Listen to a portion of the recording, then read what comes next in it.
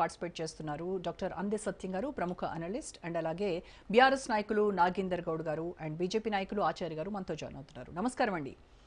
నమస్కారం. రైట్, ముందుగా సత్యం గారు మీతో స్టార్ట్ చేద్దాం.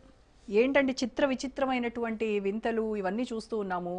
సర్పంచ్ ఎన్నికలు అంటే ఒక ప్రెసిడెంట్ పోస్ట్కి ఈ రకమైనటువంటి ఇంత డిమాండ్ రావడము, లక్షలు కోట్లల్లో వేలం పాటల్లో సీట్లు దక్కించుకోవడము, ఈ దీంట్లోనే కిడ్నాపులు, లేకపోతే రిజర్వ్డ్ స్థానాలకైతే ఆ అమ్మాయిని పెళ్లి చేసుకొని అట్లీస్ట్ ప్రెసిడెంట్ గారికి మొగుడినైనా అయిదాము అని చెప్పేసి ఇలా రకరకాలుగా విచిత్రాలు చూస్తున్నటువంటి పరిస్థితి. అయితే ఈరోజు సీఎం రేవంత్ రెడ్డి మాట్లాడుతూ మంచోడు సర్పంచ్ అయితే ఊరు బాగుపడుతుంది, ముంచేటోడు అయితే సర్పంచ్ అయితే ఆగమవుతాం అని చెప్పిండ్రు.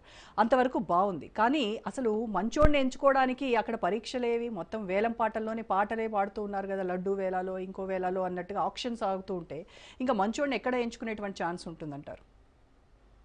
ఇప్పుడు పంచాయతీరాజ్ సిస్టమ్ మన దేశంలో లేదు, చుట్టూన్న ఏషియా దేశాల్లో కూడా ఉంది. కానీ మన దేశంలో ప్రజాభిప్రాయాన్ని హైజాక్ చేస్తున్నారు డబ్బులతోటి. అంటే ప్రజలు ఓటింగ్లో పాల్గొనటం వీటితో సంబంధం లేదు. కాబట్టి డబ్బున్నోళ్ళు పంచుకుంటున్నారు. 5,000 ఓట్లుంటే మొత్తం ప్రముఖ నాయకులు 20 మందో 25 మంది ఉంటారు, అన్ని పార్టీల తరపున లేదా అన్ని గ్రూపుల తరపున. వాళ్ళు ఒక దగ్గర కూర్చొని వేలంపేట పెట్టి ఈ విధమైనట్టు పని చేస్తున్నారు. ఏదన్నా అయితే ఖర్చు పెట్టే వాళ్ళు మేము గ్రామానికి ఇస్తున్నాం కదా అంటారు. మరి 50 లక్షలు ఖర్చు పెడితే తర్వాత ఏం రాబట్టుకోడా? ఇలా 50 లక్షల త్యాగానికే సిద్ధం ఏంటంటే కాదు. ఖచ్చితంగా ఇవాళ 15th ఫైనాన్స్ కమిషన్ నిధులు వస్తాయి. రానున్న కాలంలో ఇంకా 5 ఏళ్ళు నిధులు వచ్చే అవకాశం ఉంది. కాబట్టి ఎక్కడో ఒక్కడ ఆ మేరకు సంపాదించుకోవచ్చు అనేటువంటి కాన్ఫిడెన్స్ తోటే ఇవాళ వేలం పాటలో ఉన్నారు. ఇక ఎక్కడో ఒక దగ్గర 1 or 2% డబ్బులు బాగుండి ఒక సాంఘిక స్థాయి, సోషల్ స్టేటస్ సర్పంచ్ అంటే అనేటువంటి దానికోసం మరీ ఎక్కువ డబ్బులు ఉన్నటువంటి వాళ్ళు డబ్బు ఆశించకుండా సోషల్ స్టేటస్ డబ్బులు పెట్టి కొనుక్కుంటున్నారు. కాబట్టి ఈ విధంగా ఏ విధంగా చూసినా ప్రజాభిప్రాయాన్ని హైజాక్ చేస్తున్నారు. తర్వాత రెండవది, పార్టీలెస్ డెమోక్రసీ లేదా పార్టీలెస్ ఎలక్షన్స్ అనుకున్నప్పటికీ పరోక్షంగా పార్టీలే మానిటరింగ్ చేస్తున్నాయి. దరిదాపు ఒక పార్టీ వీక్ ఉంటే ఒకే పార్టీ 75% ఆవులుంటే 2 ముఠాలు ఉంటున్నాయి. కాబట్టి ఏ ముఠాకి ఇవ్వాలనేటువంటి దాంట్లో ఒకవేళ ఎమ్మెల్యే అదే పార్టీ అయితే ఎమ్మెల్యే మానిటరింగ్ చేస్తున్నాడు. ఎమ్మెల్యే మాట అవసరం లేదనుకుంటే ప్రత్యర్థి గ్రూప్ తోటి కడుతున్నాడు. ఎందుకంటే ఎట్లాగూ పార్టీ గుర్తు లేదు కాబట్టి. కాబట్టి విచిత్రమైనటువంటి పార్లమెంట్లో, అసెంబ్లీలో కూడా మనం చూడం ఈ పార్టీ మార్పుళ్ళు. కానీ ఒక గ్రూప్ పోయి ఇంకో గ్రూప్ తోటి కుమ్మక్కు కావటం, ఇటువంటివన్నీ పర్ఫెక్ట్ ట్రైనింగ్ సెంటర్స్ ఇవి. అంత దారుణంగా ఇవాళ వెన్నుపోటు రాజకీయాలు కూడా గ్రామాల్లో నడుస్తున్నాయి. ఏదేమైనా ఇవాళ వాస్తవానికి అసలు పంచాయతీరాజ్ వ్యవస్థ రెప్పన్ తీర్మానం ప్రకారం పంచాయతీరాజ్ వ్యవస్థ ఏర్పడింది మన రాష్ట్రంలో. ఈ పంచాయతీరాజ్ వ్యవస్థ లాగానే సౌత్ కొరియాలో అయితే శ్యామల ఉండాంగ్ మూవ్మెంట్ అని నడిచింది. పంచాయతీరాజ్ లాగానే అక్కడ కూడా గ్రామీణ అభివృద్ధి కోసం ఏర్పడటం అక్కడ సక్సెస్ అయింది. అంటే ఇప్పుడు మలేషియాలో కానీ సౌత్ కొరియాలో కానీ ఇటువంటి చోట్ల, తర్వాత చైనాలో కమ్యూన్ సిస్టమ్ కొంత ఫెయిల్యూర్ అయినా మళ్ళీ రికవర్ అయింది. కాబట్టి మైక్రో లెవెల్ ప్లానింగ్ అంటాం దీన్ని. గ్రామ పంచాయతీ కూడా పార్లమెంట్ కన్నా పవర్ఫుల్ ఎవరు ఇండియాలంటే గ్రామ సభ నిర్ణయాల మేరకు, గ్రామ సభ తీర్మానం మేరకు పనులు జరగాలి. కానీ గ్రామ సభ తీర్మానాలు మామామా అనిపిస్తున్నారు.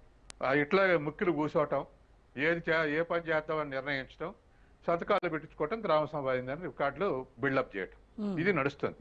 కాబట్టి నిజంగా గ్రామ సభ జరిగితే ఆనాడు మహాత్మా గాంధీ అయినా, ఆ తర్వాత వాళ్ళైనా గ్రామ స్వరాజ్యం అని కోరుకున్న, ఆ తర్వాత తీర్మానాలైనా ఏవైనా ఇది పార్లమెంటు కాదు కేటాయించాల్సింది గ్రామ సభలే అనేటువంటి ఒక సదుద్దేశంతో పంచాయతీరాజ్ వ్యవస్థ తీసుకొచ్చారు. అయితే ఇది హైలీ పొలిటిసైజ్ అయింది. ఈ పొలిటిసైజ్ కాకుండా ఆ రాజకీయ పార్టీలదేంది అనే గ్రామం లేదు. ఖచ్చితంగా రాజకీయ పార్టీలతోటి, తర్వాత అన్ని పార్టీలు అన్నిటితోటి షరీక్ అవుతున్నాయి. పార్టీ గుర్తులేదు కాబట్టి చాలా చోట్ల విభిన్న పార్టీలు, శత్రు పార్టీలు కూడా ఒకే గ్రూప్ గుండి పోటీ చేస్తున్నటువంటి సంఘటనలు గ్రామాలు అనేకం ఉన్నాయి. పార్టీ గుర్తులేదు కాబట్టి. రేపు గెలిచిన వాడు మావాడు అంటాడు. ఎవరికి కొద్దిగా కమాండింగ్ చేయబోతే ఆ పార్టీ మావాడని వాళ్ళ దొడ్లో కట్టేసుకుంటారు గెలిచిన వాడిని. కాబట్టి ఇప్పుడున్నటువంటి పరిస్థితుల్లో ఖచ్చితంగా మైక్రో అసలు ఒక పంచాయతీరాజ్ వ్యవస్థ సిస్టమ్ గనక వేళ్ళూనితే అద్భుతమైనటువంటి ఫలితాలు వస్తాయి. ఎందుకంటే కేరళ పంచాయతీరాజ్ వ్యవస్థే వైద్యాన్ని సక్రమంగా జరిగేటట్టు చూస్తున్నాం. 98% పేషెంట్లు కరోనాలో ప్రభుత్వ దవాఖానలే చూపించుకున్నారు కేరళలో. మిగతా చోట అన్నిటి చోట కార్పొరేట్ హాస్పిటల్లో పోయి ఇదైపోయింది.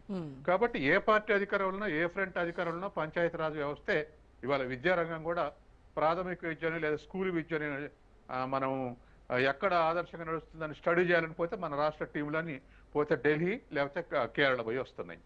కాబట్టి పంచాయతీరాజ్ వ్యవస్థ కనుక మంచి పగడబిందగా నడిస్తే గ్రామాల్లో ఉన్నటువంటి వ్యవస్థలు పశు వైద్యం కానీ లేదా ప్రజలకు చేసే వైద్యం కానీ లేకపోతే వనరులు రాబట్టుకునేటువంటి విషయంలో కానీ లేకపోతే ఇంప్లిమెంటేషన్ విషయం కానీ ఇవన్నీ కూడా చాలా అద్భుతంగా చేయాలి. ఎందుకంటే అసలు అభివృద్ధి కార్యక్రమాలు చేసేదే మైక్రో లెవెల్ యూనిట్ అంటే గ్రామ పంచాయతీ.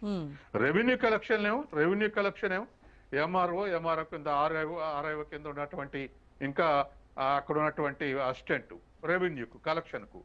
కానీ డిస్ట్రిబ్యూషన్ ఏమిటి అంటే జిల్లా పరిషత్ నుంచి మండల పరిషత్ నుంచి గ్రామ పంచాయతీ. కాబట్టి ఈ సిస్టమ్ అనేటువంటిది ఖచ్చితంగా వర్క్ చేస్తే సార్ ఇప్పుడు సత్యం గారు ఇప్పుడు సర్పంచ్ స్థానానికి అలాగే వార్డు మెంబర్ కావచ్చు, దాదాపుగా సర్పంచ్ స్థానానికి 6 పోటీలో ఉన్నారు. వార్డు మెంబర్కి అయితే ఒక సీట్ కోసం 2 పోటీ పడుతున్నటువంటి పరిస్థితి. అలాగే ఏకగ్రీవాలు కావచ్చు, వేలం పాటలు కావచ్చు, ఇవన్నీ గతంతో పోలిస్తే ఈ సంవత్సరం ఇప్పుడు జరగబోయేటువంటి ఎన్నికలు దాంట్లో ఈ మొత్తం అంతా వ్యవహారాలు పెరిగాయంటారా తగ్గాయంటారా? డబ్బు పాత్ర పెరిగింది. ఎందుకంటే గ్రామీణ స్థాయిలో ఆదాయ స్థాయి అంతో ఎంతో పెరిగింది. అందులో కాస్త ఇప్పుడున్నటువంటి పరిస్థితులు ఏంటంటే కుటుంబానికి ఒకడో ఆరో ఫారెన్లో కూడా ఉన్నారు. తర్వాత అట్లాగే కుటుంబానికి ఒకళ్ళు హైదరాబాద్ ఉద్యోగం కూడా చేస్తున్నారు. తర్వాత ఉన్నటువంటి భూములకు కూడా రేట్లు వచ్చాయి.